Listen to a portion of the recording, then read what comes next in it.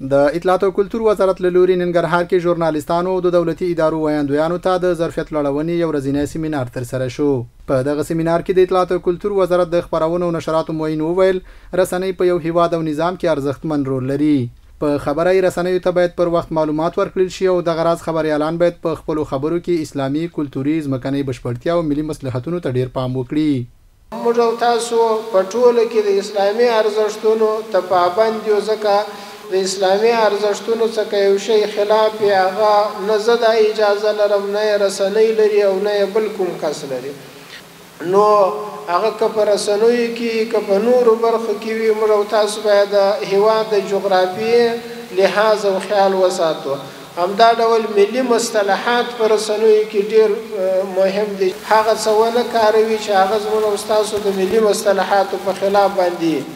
د غراض په دغه سیمینار کې د ننګرهار مرستیال والی د هیواد د رسنیو فعالیتونه وستایل او ټینګار وکړ چې خبريالان باید د هیواد یووالي او د پوچو تبلیغاتو پر وړاندې د حقایقو خبرېدو ته ډیر کار وکړي. اورونو دا فکرم باید موږ تاسو د ذهن نه وباسو. الحمدلله دلته درې امپراتورۍ ماتې شوې، نور کافر نه راځي.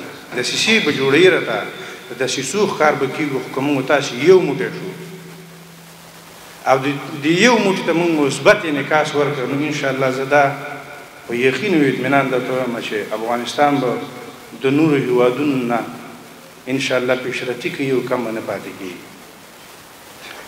نو په دغه کې د ټولو رسنیو الحمدلله موږ چې څومره څارلي دي ډېر ښه کردار یې ادا کړ. نو د آینده لپاره د رسنیو استازو نه، د اسلامي امارت ویاندویان نه، د مبارزینو نه، د ټولو نه غوښتنه دا ده چې تاسو داسې کردار ادا کړئ چې په هغې کې د اسلام قوت پروت وي. د ننګرهار کرنې اوبو لګولو او مالدارۍ ریاست مطبوعاتي مسؤل چې دغه سیمینار ګډونوال وایي دا ډول سیمینارونه ویاندویانو او خبريالانو ترمنځ په هماهنګۍ او د رسنیزو فعالیتونو په پیاوړتیا کې مهم رول لري.